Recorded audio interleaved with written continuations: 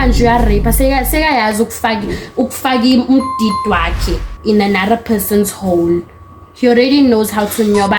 Ushanza needs to be arrested. He needs rehab.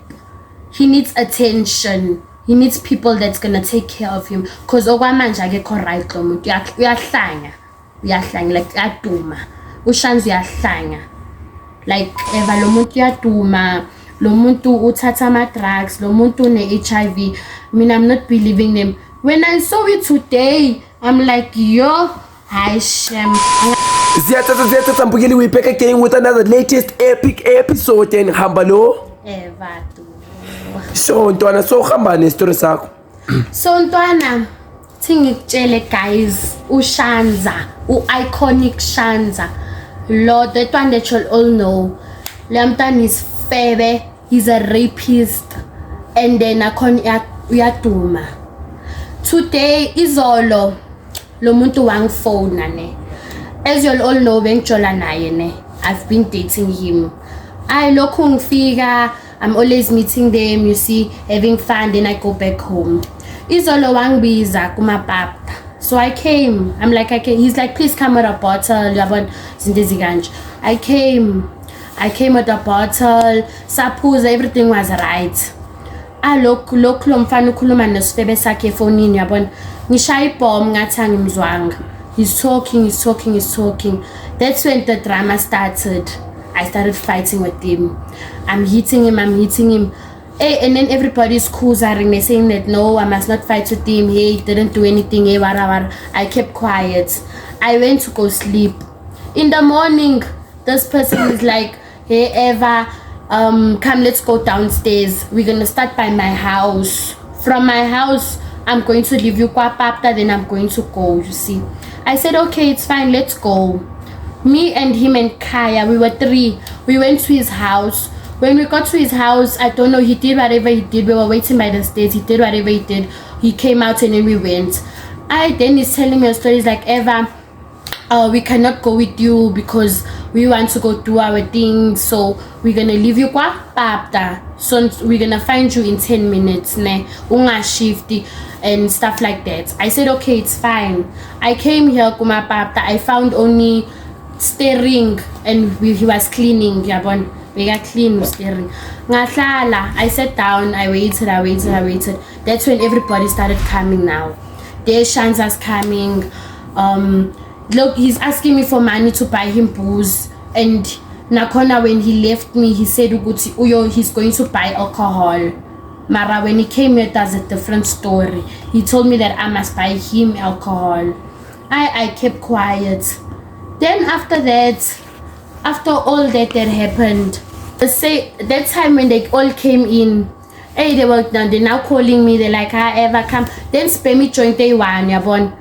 That was the next day, because izolo ngamshaya isandla, ngamtshela ukuthi angifuni ukulala naye, ngamshaya isandla. Ugayi lokho angitshela ukuthi ngizobiza uGeli, mina ngizombhepha phambi kwakho. Hey, wara. I said it's fine, do it, because vele that's what you used to doing, you see.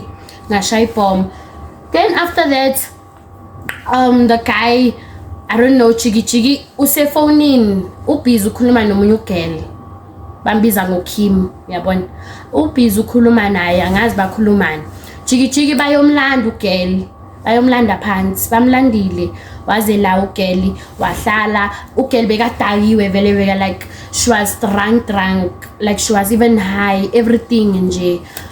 Chigi siyaphuza nasiyata. Lokhu bangene toilet boy2 Shanza noGeli.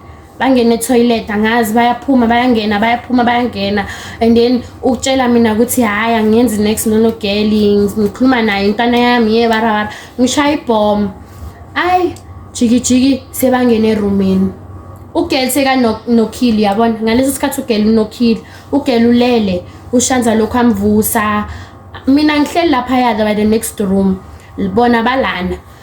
Bamkhuza as amapapta, bamkhuza bamtshela ukuthi don't do what you doing, because when uzorape lo girl and lo girl what she's gonna do in the morning uzobiza amaphoyisa yabona.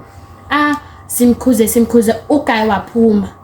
Makaphuma kanje he came to sit with us for 2 minutes 2 seconds nyana, and then he came back here to the room again. Chigi uGeli angazi what happened because there were other girls. I don't know what was going on here. Chiki sebayangibiza laphaya mangena ugirl yakhala. Ukhalelani girl?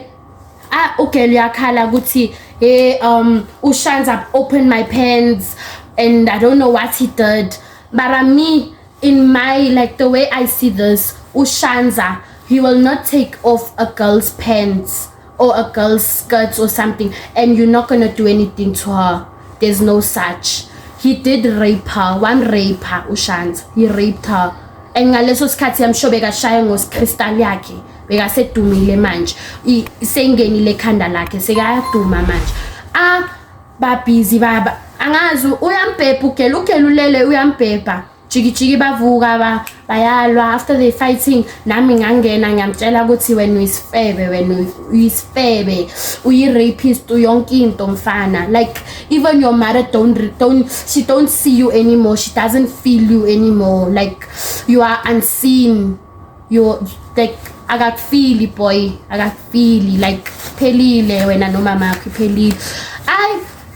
Samchaya uShanza mina no girls lokhu simchaya uGuy uGuy sekakwatile manje sekathi wena Kim ngizokushaya wena Eva ngizokushaya sishaya ibomb sithi yalo uyahlanga lokho siyamchaya lokho siyamchaya wonke amapapa bayastopa bathi guys nenza umsindo wara yabona sashaya ibomb chiki uGuy wabaleka wabona ukuthi he did something wrong, he ran away.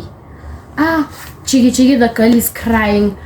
She's crying non-stop. Like she couldn't stop crying. She's crying non-stop. Okay, yakhala. Guti, hi. Lo muntu. I don't know what was going on, Mara. She was broken. The way she cried, like she was broken. We went to his flat. One of the two paptas captured us to Shanza's flat. Cause I told them where he stays. They took us there. When we got there, we entering the entrance. Manje wena ntwana ukushayile big since I did. Yes, kade angishaya. Every time uyangishaya lo muntu. Angazi maybe crystal yakhe ingene kabi, angazi mara lokho angishaya every time. Even by his mother's house. The first time I came to see that child, he hit me and I kept quiet. Okay, I did not say anything. So when is it possible ukuthi ungabumithi sithu sika Shanza? Singathi uma period awusangena. Ntana angazi cause lo muntu like mangikhuluma namangimtshela lokhu uthatha lento lena ngathi joke yabona. He takes it like it's a joke, like no, like nothing's going on, it's a joke bra, like wow act up. So there's nothing I can actually say to that cause when I talk to him it's like I'm talking to Angaz. He doesn't reply, he doesn't give me a straight answer. Yeah, so we usasho uthi laphuma la accompany him. Yes, we accompanied him to as we by his gate, his flat, and you know all this happened now. We by his flat, we see Kaya and then Chiki. No, two boys came out. They like no, we asking the boys, where's Shanza? Hayi bathi uShanza ujiki khona manje ujiki. Mina ngiyabheka kahle. We looking properly in this flat. Sabona uShanza. Makasibona uyabaleka uGuy. Akazi ubalekile. Sabatshela security ukuthi they must not vuma for him to come out, you see. We went in the flat. We looked for him, we rounded that whole building. Then till we got to a point to no, we can't find this person. Let's go to this person's house. We went to his house, we knocked by the door. His sister opened. When she opened, Ganje uthi why knock at night like this? Some explainer kahle what happened. What is his brother doing? He's busy going around raping people. If akayazi ukusebenzisa condom, ngamana akanyobi, you must just keep quiet. You mustn't nyoba because manje uzogulisa abanye abantu. You see. And then Chiki, everyone is telling me ukuthi hi Eva lo muntu yaduma, lo muntu uthatha ama drugs, lo muntu ne HIV.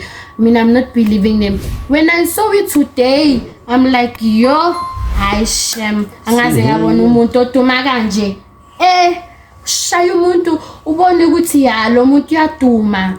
Yo, hi Shem. Sama intwana sesikhuluma ama STI lama HIV, do you think ukuthi sungawo lawo ngabunayo? No. Because I use protection with him. First time I met him, I used protection with him. You see. Alezo mbukeli siyathatha but we still going on. So like ntwana like what's the way out kwegela kade khale sithi urechiwe and stuff. Untana, that girl must call the police for him. Ushanza needs to be arrested. He needs rehab. He needs attention. He needs people that's gonna take care of him. Cause okwamanje akekho right lo muntu uyahlanya like aduma. Ushanza uyahlanya. Like akunandaba yakhe uyahlanya ushanza uyahlanya like sezingenile, it's in the blood. I just want you guys as girls to know ukuthi lo muntu uyahlanya uyaduma ubhema ama crystal uyahlanya. So ntwana wena like officially are you still on umbe? No, only kanjani makayenza izinto. We were not on from izolo. I told him ukuthi mina nawe sesiphelile ntwana. Izinto ziyenzayo like people are looking at me lana ayena. Yabona.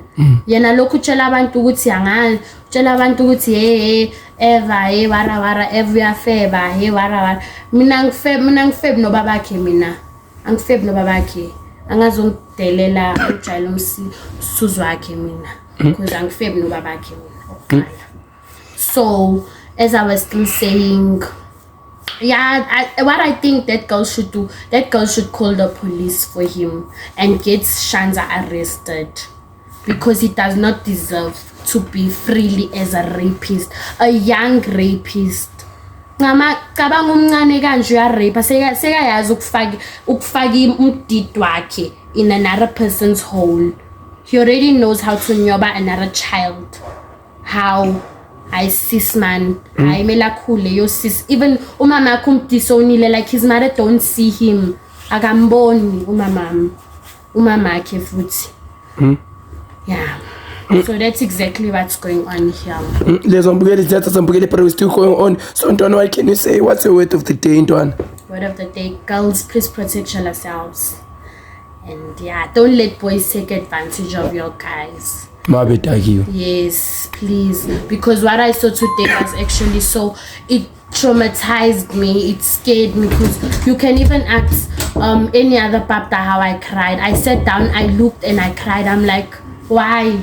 Umncane kanje sewuyazi ukurape abanye abantu, sewuyazi ukurape wena, sewuyazi ukuduma, sewuyazi ukulayita ama crystal manje ubheme wena, sewuyazi ukuphuza ingoma. Umncane kanje sewuyazi ukuyenza yonke into. Alezo mbukeli sasa bafethi, so bafethi, see you on the next episode. You might never know mbukeli sasa kuyabe kunguwe khona abafethi. Short.